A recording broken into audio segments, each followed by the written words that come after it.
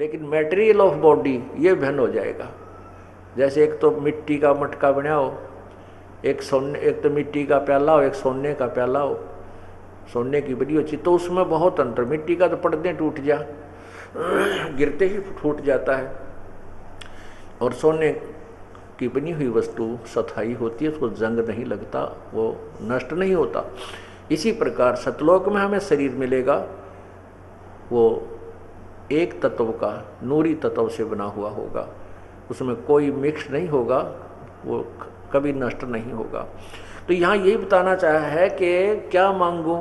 अब रावण के 1 लाख पुत्र थे और 1.25 लाख नाती, और उस रावण का फिर कोई दीवान बाती, यानी सब नष्ट हो गया, कुल ही नष्ट हो गया।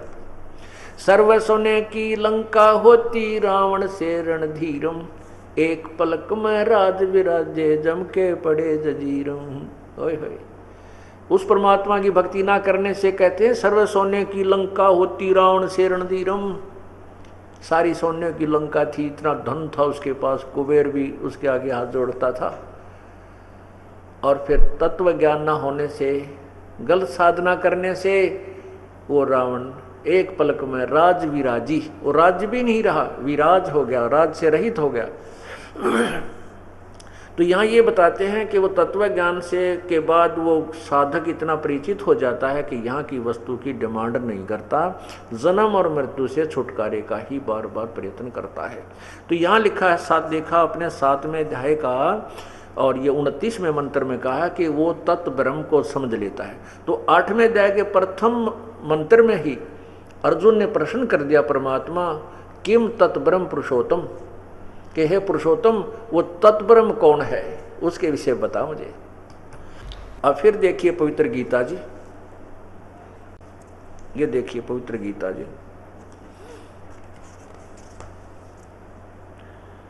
ये है गीता प्रेस गोरखपुर से प्रकाशित है, ये गीता प्रेस गोरखपुर से प्रकाशित है, और जयदयाल गोविंद का इसके लेखक हैं। ये है श्रीमद् भगवत गीता,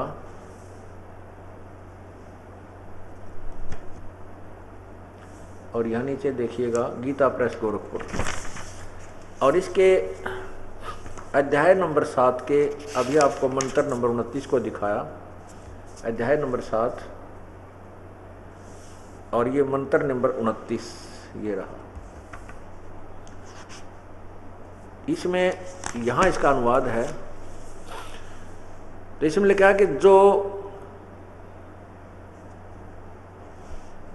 जो मेरे शरण होकर जरा और मरण से छूटने के लिए यत्न करते हैं, वे पुरुष यानी वे साधक तत्व ब्रह्म, ओहो ये देखो तत्व ब्रह्म, आप यहीं रखो इनको ऐसे ही, दोनों दिखने दे, ये भी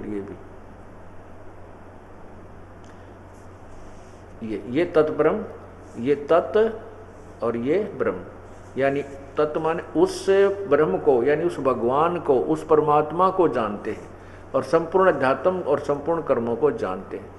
यहाँ आइएगा, देखो ये 8वां अध्याय प्रारंभ हो जाता है इसी पृष्ठ पे, ये 8वां अध्याय। इसमें प्रथम ही मंत्र में अर्जुन उवाच, यहाँ लिखा है, पूछा है कि किम तत् ब्रह्म, किम अध्यात्म और किम कर्म पुरुषोत्तम। तो यहाँ इसका क्या पूछा है कि अधिभूत च किम प्रोक्तम, अधिदेवम किम उच्यते। हे पुरुषोत्तम, वह ब्रह्म, तत् ब्रह्म क्या है, तत् ब्रह्म किम, वह ब्रह्म क्या है। इसका उत्तर तीसरे मंत्र में दिया है, इसी 8वें अध्याय के तीसरे मंत्र में। ये देखो इसमें लिखा है, पर अक्षरम ब्रह्म परमम, परम अक्षर ब्रह्म, वह परम अक्षर ब्रह्म है, परम अक्षर ब्रह्म है वो। अब इस परम अक्षर ब्रह्म के विषय में व्याख्या फिर कहाँ दी है, क्योंकि एक तो ब्रह्म हो गया, एक परम अक्षर ब्रह्म हो गया, और यहाँ गीता जी में 3 परमात्माओं की व्याख्या, 3 प्रभुओं की, एक ब्रह्म, एक परब्रह्म, एक पूर्ण ब्रह्म, एक ब्रह्म, एक परब्रह्म, एक परम अक्षर ब्रह्म, एक ब्रह्म, एक परब्रह्म, एक परम अक्षर ब्रह्म। अब यहाँ पर दो भगवान सिद्ध, दो ब्रह्म सिद्ध हो गए। एक तो ब्रह्म जो गीता बोल रहा है, एक वो कहता तत्ब्रह्म यानी कोई और पर ब्रह्म है। तो इसके बीच उस परम अक्षर ब्रह्म और ब्रह्म के मध्य में एक परब्रह्म और भगवान है। उसके विषय में गीता अध्याय नंबर 15 के मंत्र 4 में स्पष्ट, 16 और 17 में स्पष्ट किया है। उसमें कहा है कि 15वें अध्याय के 16वें श्लोक में लिखा है कि इस संसार में, इस संसार में दो भगवान हैं। कौन सा संसार? ये पृथ्वी लोक कहलाता है, ब्रह्म और परब्रह्म के जो ब्रह्मांड हैं। इसमें दो भगवान, एक क्षर पुरुष, एक अक्षर पुरुष। क्षर पुरुष ये ब्रह्म है, अक्षर पुरुष ये परब्रह्म है। और तीसरा है, इन फिर 15वें अध्याय के 17वें श्लोक में लिखा है कि वास्तव में पुरुषोत्तम, जो जिसको हम पुरुषोत्तम कह सकते हैं, जिसको भगवान कह सकते हैं, वो तो इन दोनों से भी न्यारा, क्षर पुरुष और अक्षर पुरुष यानी ब्रह्म और परब्रह्म से भी अलग है। वो परम अक्षर ब्रह्म, परम अक्षर पुरुष, वो तीसरा है। तो उस तीसरे के शरण में जाने से ही जीव का छुटकारा होगा। अब देखिएगा, यहां देखना, ये गीता अध्याय नंबर 15 और इसका संस्कृत यहां पर देखिएगा, 16, इसका मंत्र है 16, अध्याय 15 का ये मंत्र नंबर 16। इसमें लिखा है द्वौ इमौ पुरुषौ लोके क्षर च अक्षर एवं च क्षर सर्वाणि भूतानि कटुष्ठ अक्षर उच्यते। इसलिए लिखा द्वौ इमौ पुरुष लोके, इस लोक में दो प्रकार के पुरुषों माने भगवान हैं। इमौ माने इस, लोके माने संसार में, पुरुषों माने दो, माने दो प्रकार के पुरुष माने भगवान है, एक क्षर पुरुष और एक अक्षर पुरुष। एवं माने इसी प्रकार इन दोनों के लोकों में सभी प्राणियों के शरीर, सर्वाणि भूतानि कुटस्थ, सर्वाणि भूतानि क्षर है, सब भूतों के प्राणियों के और इनके भी शरीर तो नाशवान है। और कुटस्थ माने आत्मा, जीवात्मा अक्षर उच्चते, जीवात्मा को भी अविनाशी कहते हैं। और लेकिन ये जो ब्रह्म, अक्षर ब्रह्म और परब्रह्म है, ये ब्रह्म है, ये दोनों नाशवान है। अब इसका क्लियर यहाँ लिखा है, इस इनके द्वारा अनुवाद किया हुआ, इस संसार में नाशवान और अविनाशी भी दो प्रकार के पुरुष हैं। पुरुष का अर्थ लिखना चाहिए था भगवान है, दो प्रभु हैं। इन्होंने यहाँ मिस्टेक की है, पता नहीं था इनको, अपनी मर्जी से लिख दिया। ये पुरुष हैं, दो भगवान हैं, दो प्रकार के प्रभु हैं।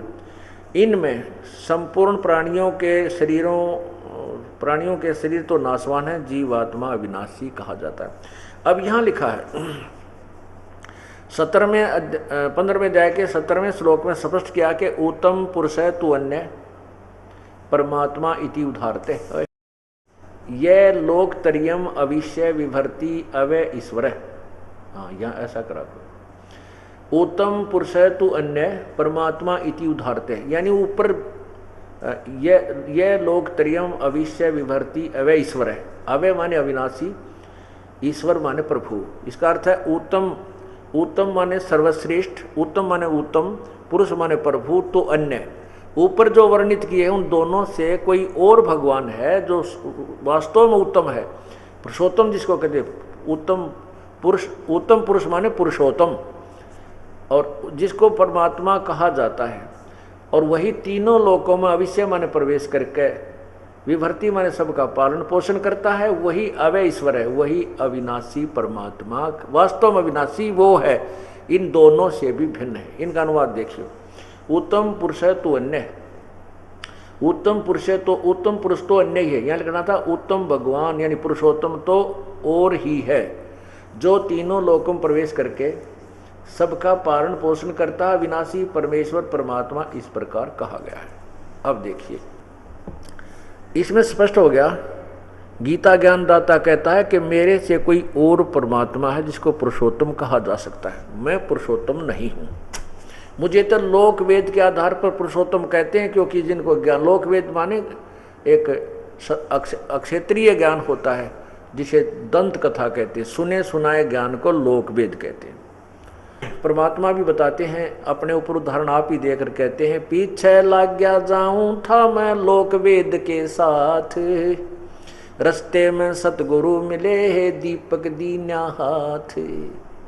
कहते मैं भी, यानी हमारे जैसे अनजानों को परमात्मा अपने आप उदाहरण ढाल कर कहते हैं कि मैं तो लोक वेद के आधार पर इन ब्रह्मा विष्णु महेश को ही सुप्रीम पावर, इनको अजन्मा अजर अमर सर्वशक्तिमान सबके मालिक मानकर भक्ति लग रहा था।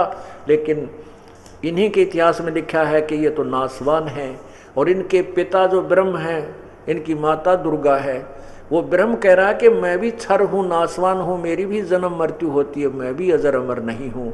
वो अजर अमर अविनाशी तो कोई अन्य प्रभु है जिसको परम अक्षर ब्रह्म कहते हैं। तो परमात्मा कहते हैं कि लोक वेद के साथ मैं पीछे लग गया जाऊँ था, मैं लोक वेद के साथ सुने सुनाए ज्ञान के आधार पर दंत कथाओं पर ही मैं भक्ति इन्हीं भगवानों पर की कर रहा था जो नहीं करनी चाहिए थी, जिनसे मोक्ष नहीं हो सकता। और फिर सतगुरु मिल गए इस भक्ति मार्ग में, रास्ते में, इस भक्ति के सफर में करते करते जो पुण्यात्मा साधना कर रहे हैं, कोई कहीं दोग लगा रहा है, कोई कुछ कर रहा है, वो परमात्मा की टो में है, तो उन्हीं को मालिक मिलता है, क्योंकि वो कहीं घूमते फिरते सतगुरु के पास पहुंच जाते हैं। सतगुरु का अर्थ होता है जो तत्वदर्शी संत, यानी सच्चे ज्ञान से परिचित हो, वास्तव में वो सतगुरु है, अन्य सतगुरु नहीं है, बेशक फीत लगाए रहे। परमात्मा भी कहते हैं कि भाई मेले ठेले जाइए, मेले भड़ा मिलाप, और पत्थर पानी पूजते कोई साधु संत मिल जाते।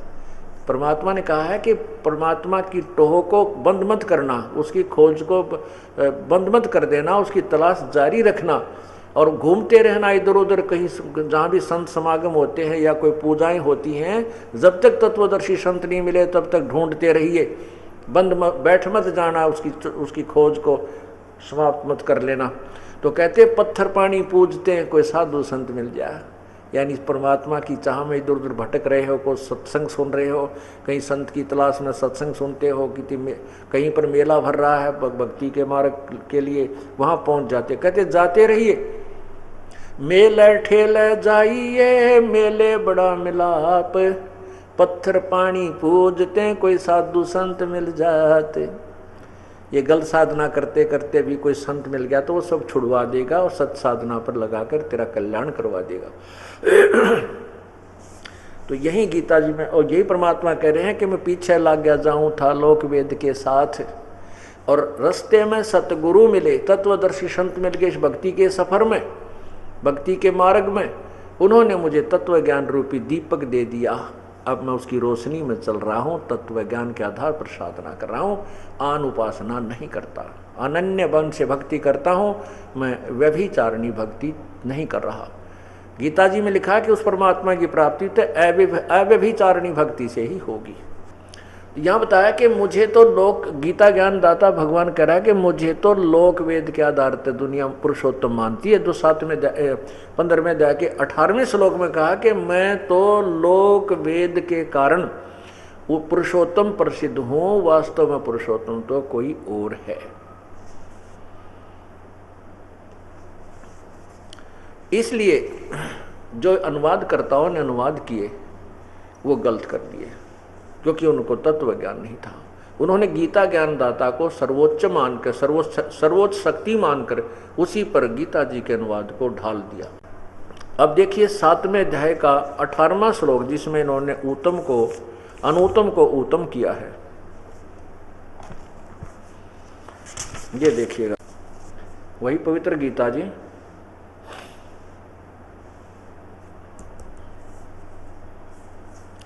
श्रीमद् भगवत गीता अध्याय नंबर 7 के और ये मंत्र 18, इसमें देखिएगा, इसकी संस्कृत है उदारा सर्वे एव एते ज्ञानी तु आत्मा एव मे मतम। उदारा उदारा सर्वे एव एते ज्ञानी तु आत्मा एव मे मतम आस्थित स ही युक्तात्मा माम एव अनुतमाम गतिम। ये अनुतमाम शब्द लिखा है, ये अनुतमाम शब्द लिखा स्पष्ट। अनुतमाम गतिम माम एव अनुतमाम गतिम, मेरी ही मुझ में, इस अनुतमाम गति के आधार से मुझ में, मेरे वाली अनुतम गति में ही आस्थित है, आश्रित हैं। इसी में ये भक्ति करने वाली आत्माएं मेरे वाली अनुतम साधना में ही ये आस्थित हैं, आश्रित हैं। यहाँ देखना, इन्होंने गलत अनुवाद कर दिया। कैसे कर दिया? ये सभी उद्धार हैं, जबकि यहाँ स्पष्ट लिखा है कि उद्धारा सर्वे एव ते ज्ञानी तु आत्मा। इसका अर्थ ये सभी ज्ञानी आत्मा है तो उदार, तो माने परंतु ये सभी आत्मा मेरे विचार से सभी मेरे वाली अनुतम गति में ही आश्रित है। इसका ये अर्थ मैंने सीधा सा, लेकिन इन्होंने घुमाने के लिए क्या लिखा है, ये सभी आत्मा उदार हैं परंतु ज्ञानी तो साक्षात मेरा स्वरूप है। नहीं, ये यहाँ सीधा सा अर्थ बनाया कि उदारा सर्वे एवते ज्ञानी तो आत्मा। ये उदारा माने उदार हैं, ये सभी ज्ञानी आत्मा उदार हैं, यानी नेक हैं, भक्ति चाह रहे हैं परंतु रास्ता ठीक ना मिलने से मेरे वाली अनुतम साधना में ही आश्रित हैं। ये इन्होंने किया, ये सभी उदार हैं परंतु ज्ञानी तो में साक्षात मेरा स्वरूप है ही है, ये मेरा मत है, ये इसका विचार है। क्योंकि वह मदगत मन बुद्धि वाला ज्ञानी आत्मा अनुतमाम, ज्ञानी भक्त अनुतमाम अति उत्तम गति स्वरूप मुझ में ही अच्छी प्रकार स्थित है। देखो, अनुत्तम माने अति उत्तम कर दिया, गुड का बैड का अर्थ गुड कर दिया, ये गलत कर दिया। इसी प्रकार इन्होंने चौथे अध्याय के 7वें अध्याय के ही 24वें श्लोक में अनुतम का अर्थ, ये देखो, ये अध्याय 7 है, अध्याय 7 और मंत्र 24 ये रहा। इसमें लिखा है अव्यक्तम व्यक्तिम आपनम मन्यते माम अबुधे।